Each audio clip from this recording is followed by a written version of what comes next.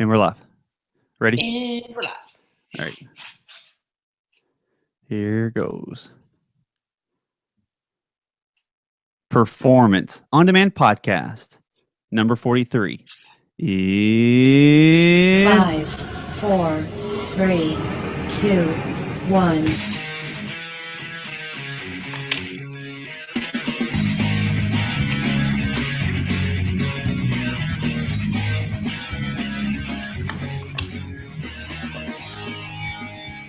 Welcome to Performance On Demand Podcast with Craig and Jeremy, where you will learn all things endurance sports from training and nutrition to mental strength.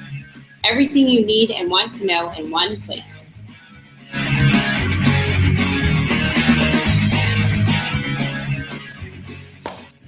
Welcome, everyone, to Performance On Demand Podcast. I am your host, Craig Willard. What's up, Jeremy Brown? I just blinded myself with the flashlight. Did you? You have to see. I don't think you looked at it. I was. Good job.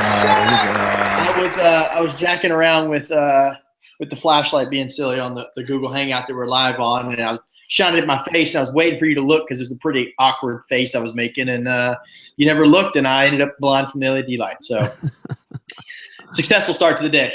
Yeah. So how's things been going? Things are good. You know, I heard that clapping. That reminded me that I think I showed it to you, we got a Christmas gift from one of our friends, listeners, and clients. And and I actually left it in my truck right now, which is unfortunate. Now we're podcasting, but it is I think there's like 16 or 15 or 20 sounds. It's a sound box. So she had a good laugh and thought we might need some stuff to spice it up on top of what we already have. So I thought it was very nice, awesome. Very nice gesture. So thank you very much to her. Yes, but it does no good when you don't have it with you, Jeremy. No, but I have been banging that damn thing in the Jeep. I can tell you that. Steadily pushing buttons. So how are you? Man, I'm good. Yeah. So I'm trying to think. You survived the holidays. Yeah, I was trying to figure out how, depending on how this thing lays out. New Year's. So it's actually New Year's Eve for those that are listening now. And it's about to be New Year's Eve. Tomorrow's New Year's Eve. Tomorrow, it's about to be. What's happened? I know. So I took off today. I took off half day today, and I'm taking off tomorrow to be with my daughter. But who's in the selfie booth? Christmas was great. Yes. So Christmas was great, and Ashlyn, my daughter, got a selfie booth. So we had some friends over for the UK U of L basketball game, and everybody was in the selfie booth. It was kind of funny. Who won that game, by the way? Oh. Yeah, that's right. Yeah. Shout out to our friend Chris Hutchins. Yeah. That was actually, to be honest, that's a huge rivalry, and it's usually kind of volatile. It gets a bit, people get people have been stepped on. Yeah. And this was actually the first game that I felt was a really good, clean game for the most part, minus the fact that when Rick Pitino left. He flipped all the UK fans off. He told them they were number one. Yeah, that's right. We're number one after we lost to the number, what were we, like 10th player or 12th something in the country? Yeah, that's right. You're number one because you lose to the 12th ranked team in the country. How about Granny shot 7-footer for the free throw? No. What the hell was that? There's, you know what that tells me, right, Jeremy? I have 4 years of eligibility still available. Dude, and there's hope. There's hope. Because he was 1 for 2. Like, dude, if you're gonna granny shot it, you better drain every single one. When you granny shot it and you leave it short off the front of the rim, telling you right now. Telling you, tough. No, that was a great game. Great game and great time of year. I know this will come out after the fact, but it's always one of those times of year to where everybody kind of gets all warm and fuzzy and remembers why we have the people in our lives that we do have in our lives. So it's, it's good to get together, and it can be, somewhat stressful, but I think it's actually good. We kind of reconnect with people that, maybe we don't see as much as we should and so on and so forth. So it's always good. It's good. It is good. Really good. So are you going to be ready for the call? You know what? I try to stay as ready for the call as possible. Should always be ready for the call. All right. You never know when the call is coming. What is it we're talking about? And I brought this up, and it's a bit tricky because it's like, what? I mean, is someone going to call us and sponsor us, or what's going on here? And it's hypothetical. It is hypothetical. So there's a lot of movement. I'm a huge UK fan, and so there's a lot of movement on the coaching front. We just hired a new quarterback coach. New O coordinator, right? He's an offensive line coordinator from Cincinnati, but he also brought his quarterback coach with him. So there's actually two of them coming in that package. Okay. Yeah, there's two of them, and it made me think. And I was envisioning being a football player, and I was envisioning practice, spring practice, or even from high school and going up. When you're a wide receiver, you practice every single day with running these routes. Yep. Every day. So you memorize the routes, and then you continue to run them over and over and over again. The thing is, there may be 3, there may be 2, there may be even 4 routes that you have 4 wide receivers that are taking these routes. And obviously there's only one ball being thrown. So that means 3 other people are not getting the ball. Right. And it can be really easy, if I were to perceive this, to get down if that ball is never thrown to me. And over time, there's a potential that I could foresee that if I'm not in it for the right reasons, or if I'm always expecting some sort of success out of it, that if I don't get the ball thrown, I'm going to maybe potentially drop my level of effort, right? Yeah, and you maybe don't run the route as crisp. Your cut isn't as sharp. You just get out there and half-ass it. Yep. And then what happens when you do finally get that opportunity? You're not ready. Somebody throws the ball, and they're expecting you to be, 5 or 10 yards ahead, and you're 4.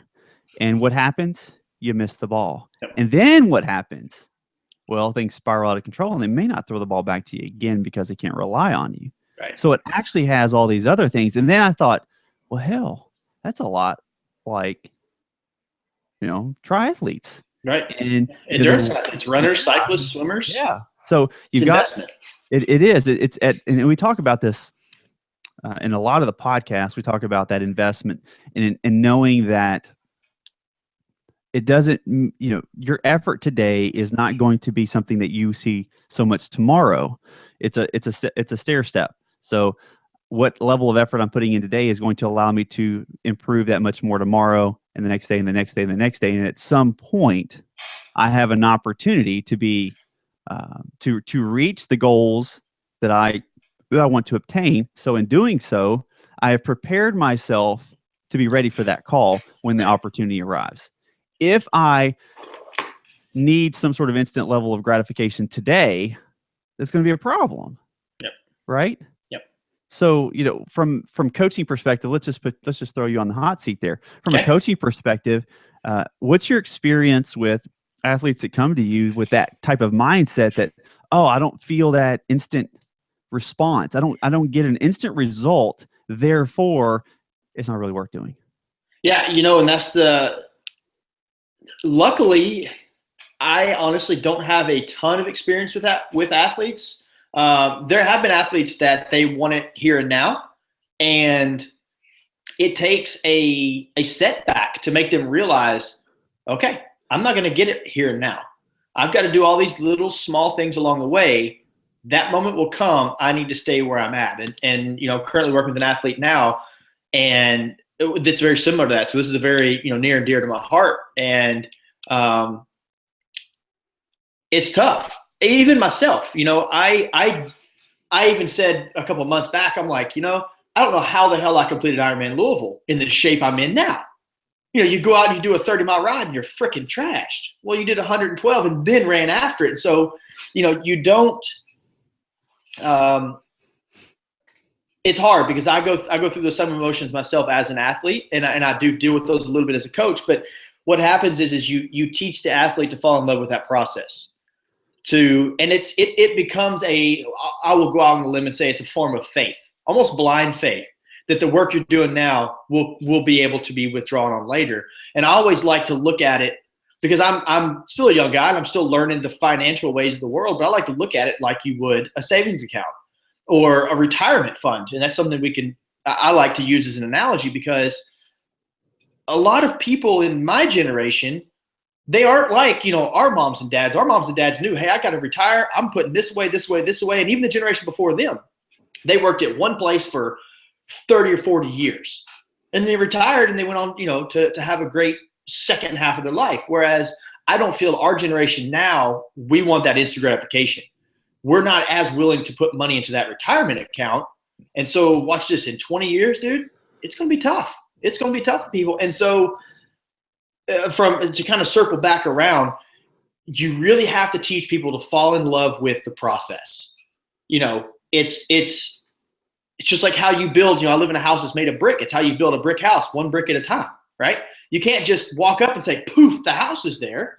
I wish that was true. And I'm sure there's a lot of contractors in the world who wish they could just go up and throw a pile of bricks up near it's a house, but you have to build it one brick at a time. And that's the thing, is to help people fall in love with that process and really trust the grind, trust that day in and day out, those investments are there waiting for them when they get there. And it's tough.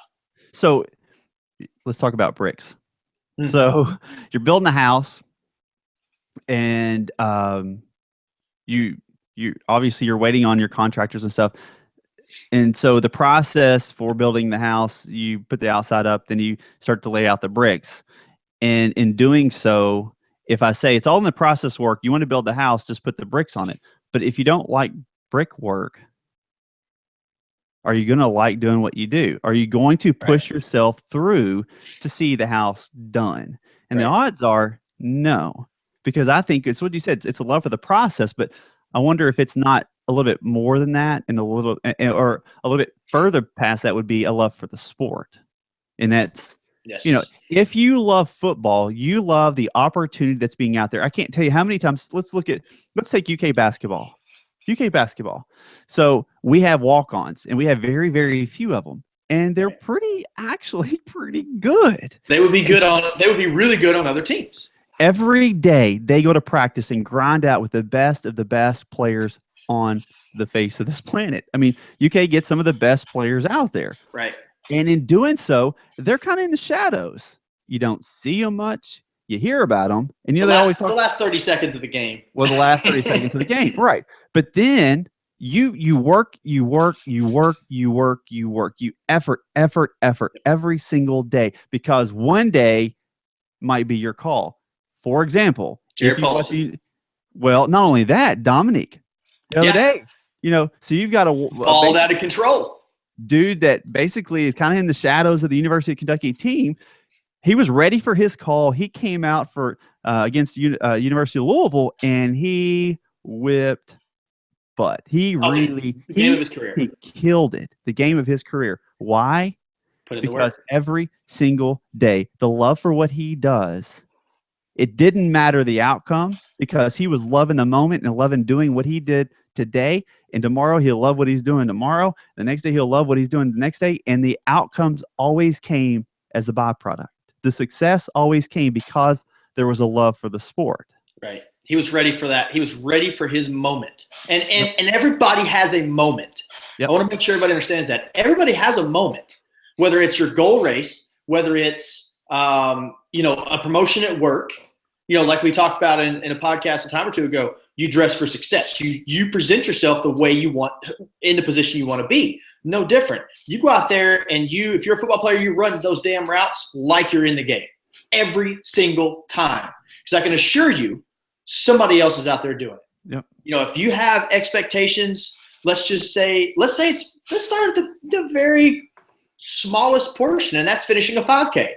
You have to go out there and you have to put in the work. Most endurance athletes are going to say 5K. That's easy. I'll do that on a warm up or whatever. But you have to go out there and grind it out. You have to put in the work and know that your moment is coming. Are you going to be ready for it, or are you not? The choice is yours, and you show how much you want that opportunity by the work ethic and the grind leading up to it. Well, your habits are created when you least pay much attention to them. The less you're thinking about what you're doing, the more your habits are being created. So if you're sitting there thinking about putting in the right effort every single day, your automatic habit is going to be always give it your best. Always give it my best. But when you allow for a little bit of flexibility in what you're doing, and it'll be okay, not today, I'm not too big into it. Next thing you know, it starts to shift to a new habit. And that new habit may be a bit of laziness, a little bit of excuse making, lack of effort. You go and do it, but you just don't do it very well. And what ends up happening is you're like, I'm done with this. I'm so over this. And what happens when you get to that moment if you do that, Craig? What happens is you end up quitting. Yeah. Yeah. I mean, or underperforming. Yes. You may not quit, but there will be an underperformance based on the goals that you put in place. Depending on where it's at. Yeah. And so I just, that was one that kind of hit with me was, and it's the same for leadership. It's the same for just life in general. Make sure that you know what you're doing and why you're doing it, and make sure that you love doing it. And if you don't, dig in there a little bit deeper. And, actually, I guess we can still do it, but that other one, Pete, that other thing that you and I talked about before, which is sometimes we get so bogged down with that success, that need for success. And sometimes the hunger for success. And then anytime that you have a coin with success on one side, on the other side is failure. That's always there. And so and people are concerned about failing. And if I don't succeed, then I fail. So, maybe just take success out of it. Don't even worry about success. If you love the sport, if you love doing triathlons, go out there and do your workouts because you love doing them. Allow the success to be something that is an additional piece of garment or whatever it may be.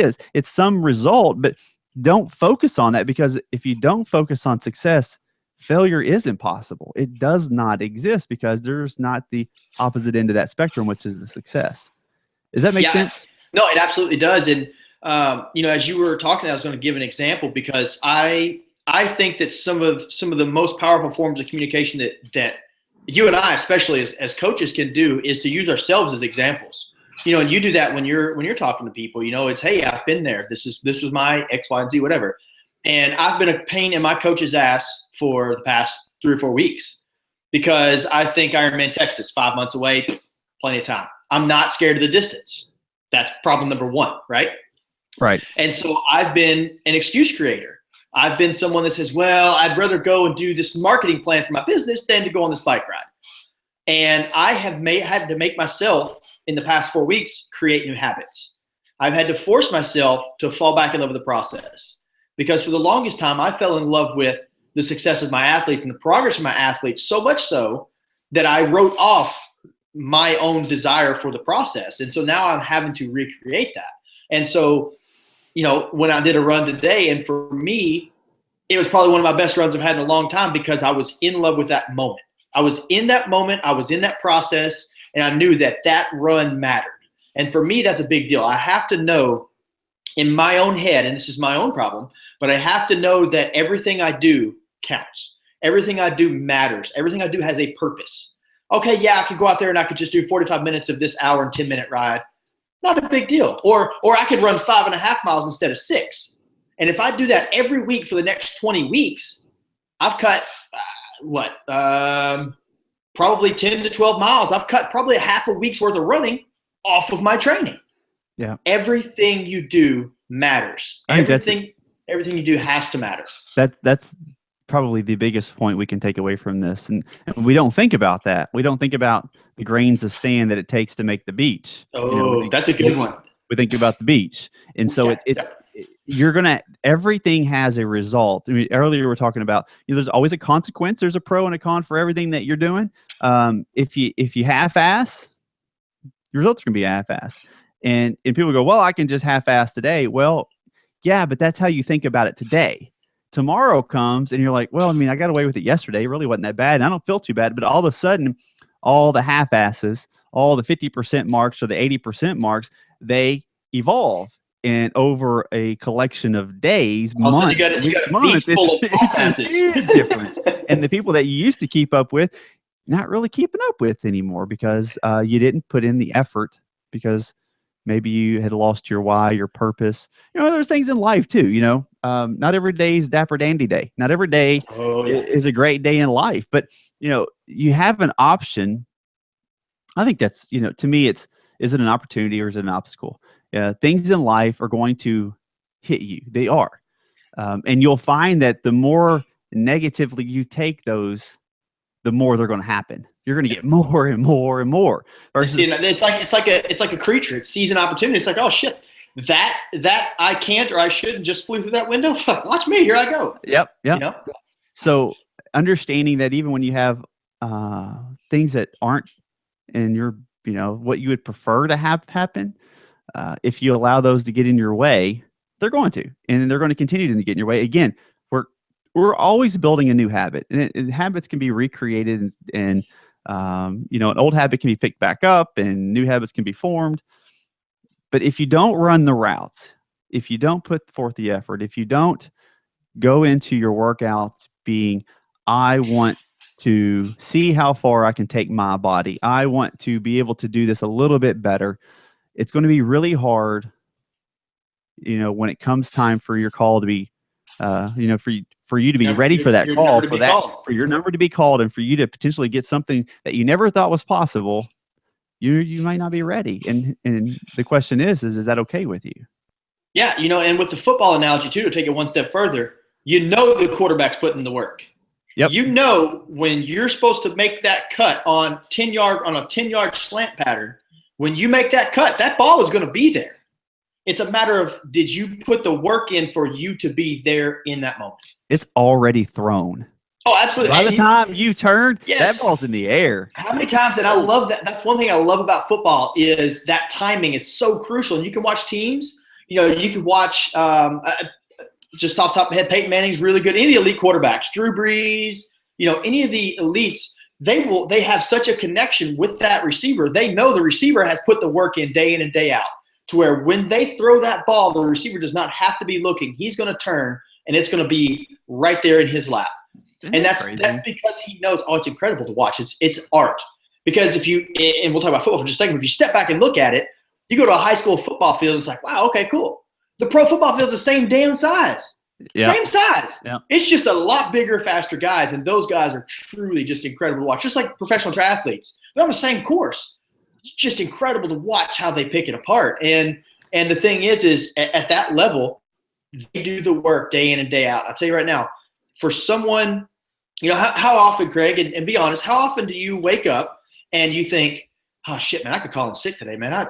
I'd love to stay home. I'm not feeling it, or going to the gym. How often do you say, man, I had a rough day at work and I can't get in there and do that back work today. It happens. Yep. And it does. A professional triathlete has that exact same emotion because it's their job. And for them, they know, and I know, several of them, they know that if they're not doing that set today, the guy that's about to kick their ass in 6 weeks just did that set. Yep. And so guess what? Screw it. My goals are here. I have to I have to make the deposits to get that race day account up high enough. So when I withdraw, it's enough to pay that goal off.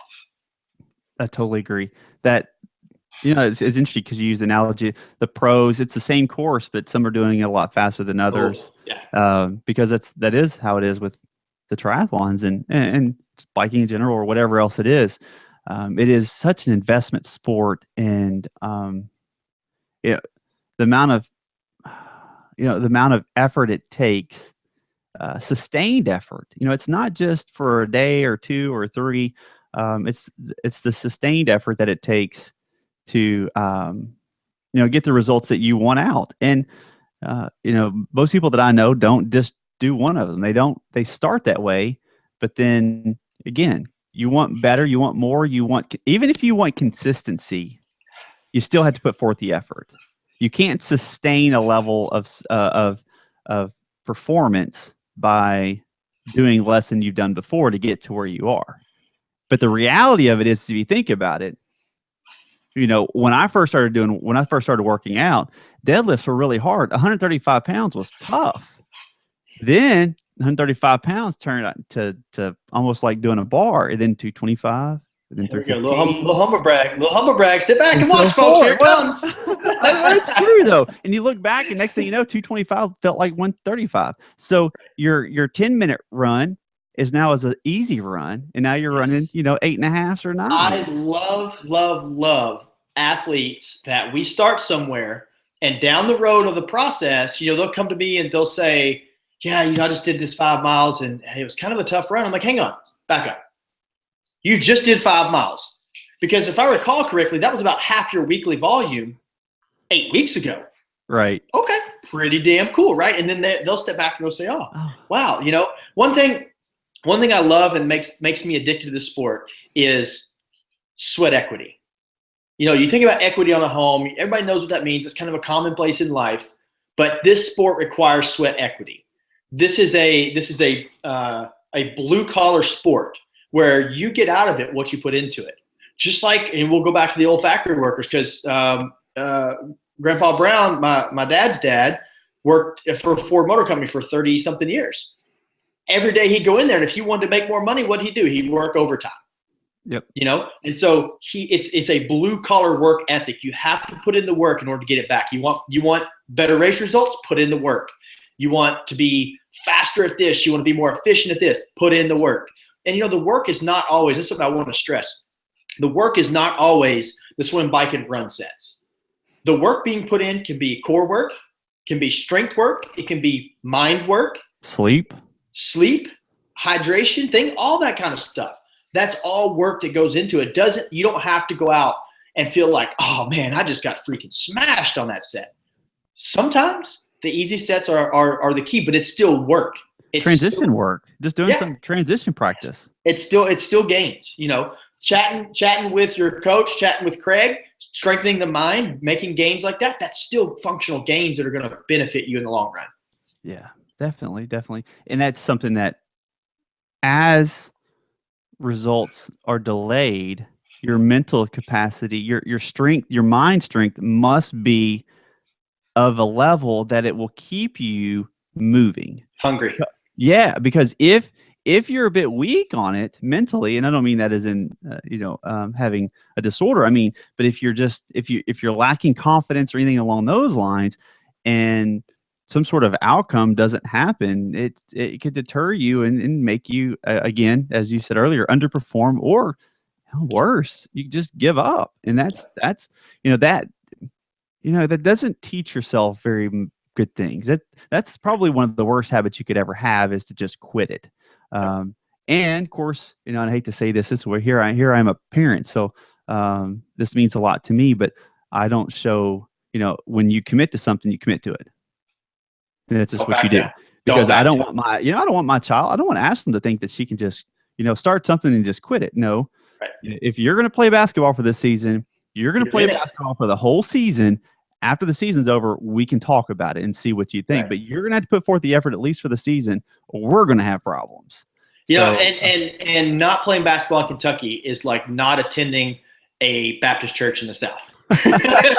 Right. So she better get her shit straight if she's having that issue. Yeah. Well, she's into all kinds of things, and I don't care what she does. That's on her. Selfie boost, vanity. Oh my God. She's done. Oh, shoo. I know. She's done. She's done all kinds of things, and that's the only requirement I have for her. She can do whatever she wants. She's done piano, and she's done all these things. But you give it everything you have, and then when that season's over, then you talk. Then you say, is this the path I need to go on? I've tried this. Do I like it? Because if you don't like it, I don't want to pay for it. I don't want to put forth the effort either. I want it to be something for you. And triathlons are no different. The difference is, this is a super expensive sport. But, I think, and we've talked about this multiple times, and we'll continue to talk about it over and over and over again. If you don't have a coach, this whole process can be completely overwhelming. It can be really hard. It's hard, and this is one thing I'll interrupt right there real quick and just say, it's hard to look 6 months down the road. So if everybody's coming up with their New Year's resolutions, right? We know how this always goes. And I've seen a lot of jokes flying around on Facebook is that, January 1st, gym's completely packed. February 1st, not a freaking soul in there, right? And so this is a time of year to where athletes are a little bit bogged down because they're kind of in a transition phase. They're coming out of the holidays, maybe feel a little bad about themselves. So they didn't put in the work. They ate too much, whatever.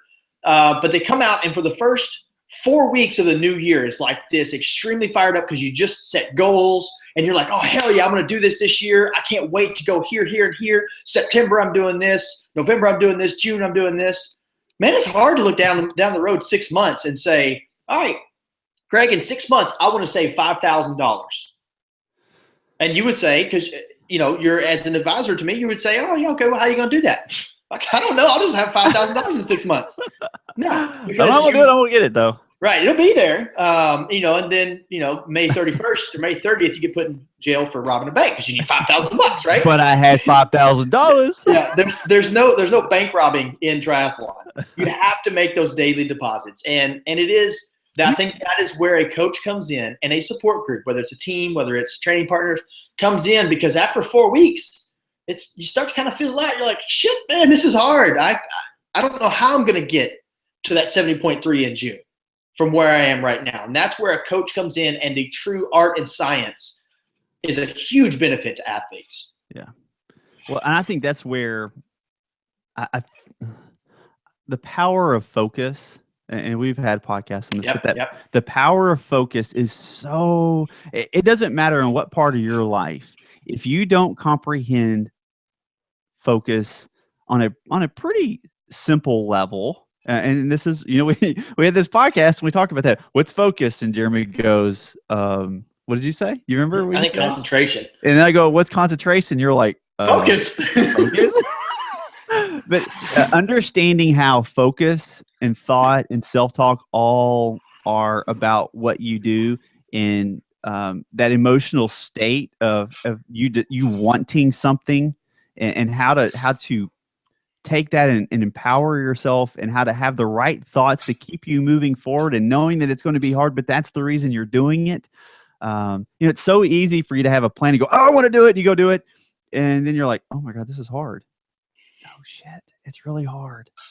Not everyone does it. That's why, what is it, 0.0001% of the people on this planet have ever completed an Ironman. I mean, there's a reason for that. Not everyone wants to be an Ironman, and that's fine too. But if you want to do it, make sure you know why you're doing it. Understand whatever you want to do. Whatever it is. It doesn't matter. It doesn't matter at all. It doesn't even matter if it's 5K. It doesn't matter if it's a walk around the block twice. But understanding that your mindset, your thought, your focus, your self-talk is going to be potentially a barrier for you if you don't understand it. It's going to be a block, and you don't know why it's there. But it's all about how you talk to yourself about those things, and about being positive and seeing the silver lining even in the worst of situations, so that you can continue to run these routes over and over and over again as you get better and better and better. And all of a sudden, people, it's funny because it's the people that do really well never thought they'd ever do well. You know what I'm saying? I mean, I talk to people like, they talk about running the first, full, and they did it in 11 hours. I'm thinking, whoa.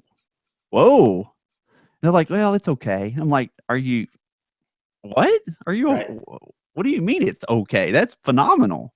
Right. And people just don't, not everyone understands their abilities and what's, and we talked about this in one of the other ones, and that's that when you get into the long races, your talent is not as near as important as in the short sprints and things of that nature. So you can overcome talent by quality of hard work. Yeah, by effort, by sustained effort. But I would say this: relentless pursuit of your goal. Yes, but your effort needs to be as efficient as possible, because you can give a ton of effort, burn a lot of calories, burn a lot of energy, and burn yourself out, not be very fast. Or you can find some way, whether it's through coaching or someone that helps you do all these things right, consistently and efficiently. Next thing you know, you're running really fast, swimming really fast, and you're biking the hell out of it. Right. Absolutely. But that's what I think that's the important thing about just being ready for this call. Be ready for the opportunity, because I promise you, if you put forth the effort, there is going to be a day where the opportunity shows up. How about this? The opportunity is coming, whether you're ready for it or not. Just like success. Success is coming, whether you're ready for it or not. It's going to be there. It's like that pass, leaving the quarterback's hands. As soon as you turn around, guess what's right there? Bam, opportunity. Yep. Are you ready for it? It's very simple. You either, as my mom used to so eloquently put it, shit or get off the pot, right? Yep. Yeah. It's time to either do it or don't. Either way, you have to decide. But it's coming. Opportunity is coming. Your chance is coming. That pass is coming. That race is coming. Well, when you're laying in bed, you need to get up at 5 o'clock in the morning because you have to do your set because you have 2 children who get up at 6:30 and you have to do whatever it is that you need to do.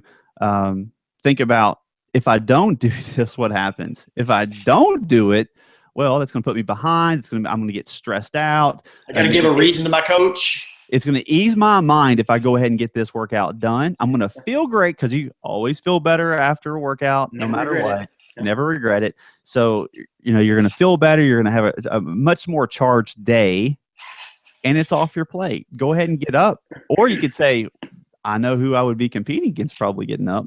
I'm gonna put you on the hot seat real quick, Craig. When is the last time you got up at 5 a.m.? That's really funny because it was Christmas Day, probably. No, it was 2 days ago. I got up at 4:30. Shut up, dude. If you don't know. If you get up that early, I better see your face. I better see a face. I did. I got up at. In fact, I was up 2 hours. You can go back to bed or what? I couldn't. I would have went back. I got up and started reading. Of course, I love to read, and especially stuff on mental coaching and, of course, school and whatever else. I made a lot about that a little bit. But no, seriously, whether it's about school or whether it's about mental coaching or something along those lines. Yeah, I just like to read it. Well, and on a side note, as we wrap this up, I want to congratulate you on finishing last semester. I know it was a pain in your ass those last few days. I mean, it was like, tough. I think we did a podcast in between just to give you a break, if that lets anybody know how tough it was. It was, I needed a podcast. I was literally in a stonewall perspective of, I was almost in a funk. I felt like the days when I was back on Paxil, and it jarred me.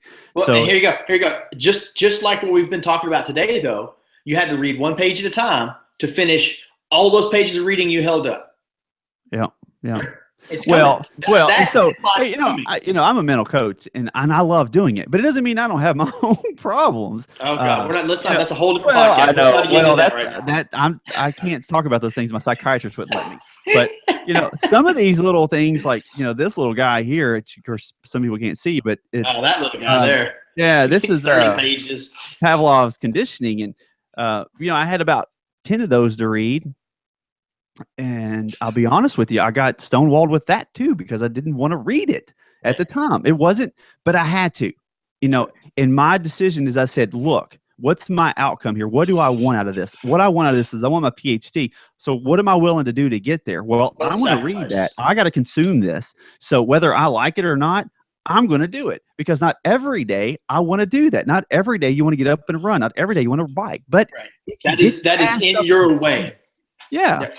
But it's also the only option. It's the bridge that you must cross to get to the other side. That is in your path, and you must either go over it, go under it, or go around it. But you have to get to the other side of it. Opportunity or obstacle, totally your choice. Absolutely. No one else's. But dude, drop the mic, walk off stage. Boom. All right. Well, that's about wraps it up for us, Jeremy. If you need to get a hold of him, he's probably oversleeping, but no, seriously. If you need to get a hold of Jeremy, MindRightMultisport.com. You can find me at u-discover.com. You can also reach our podcast at performanceondemandpodcast@gmail.com. We'd love to hear from you. You can also find us on Instagram, Facebook. You can find us on YouTube Twitter now, on the Twitter. We just wrapped up at a pretty amazing, it was a really fun podcast with one of your friends, Jessica. So that was a really good podcast. And we have, I guess this is going to be the one after this. I think that's going to be our special one. That's going to be a very special one. We're not going to tell you about it though. You got to wait for that one. It's going to be really good. Take 1 second to reflect, because we didn't do, and we plan to do a kind of an end of the year wrap up one. But dude, we've been doing this since September. And I personally want to say thank you to all of our listeners, all the people that download, all the people that send us emails and messages. You guys are why we do what we do. And, just the sheer fact that I don't remember how many times have been downloaded at this point. For me, and I told you, how did we fuck this up? Like, how did we get in such a cool situation to where people want to hear what we have to say, and they actually are learning and growing from what we have to say? So thank you guys so much for listening. Yeah, it looks like we're right about 5 grand downloads to date, and September, something we started. Yep. Well, it was late August. So I think we had a podcast or two in August. And then, so, it's been running really well. Super fun. Yeah, 40, 50, 60 podcast downloads at least every day or something like that. But, we want more, obviously, and we want to reach more people because we know this is, we're getting input from you all as to the things that you want to hear. Continue to provide that to us, Performance on Demand podcast at gmail.com. If you want to get on the podcast, if you want to talk about, if you want to talk about you, I don't care. You want to come in here with issues, concerns, you want to have heck, we can have a mental coaching podcast where I'll do a free coaching session. I don't care. Jeremy can do the same thing. Yep. If you're willing to be on there, I'm willing to give it to you for free. Absolutely. But come play with us. Yeah. It's so much fun. YouTube, also find us on there. And then anything else, let us know. We'd love to hear from you. Share this with anybody that you feel that's really the big present for us. If you find someone that could use these podcasts, please share it with them. That's like money to us, although we get nothing for it. But if you do want to send Craig a blank check, Craig, go ahead and tell me your address. I'll take it. Yeah. You can PayPal us at performanceondemandpodcast@gmail.com. Whatever you'd like to do. No checks. No checks. But that wraps it up. Thanks, everyone. Hope you had a great New Year, and we will talk to you soon. Take care. Later.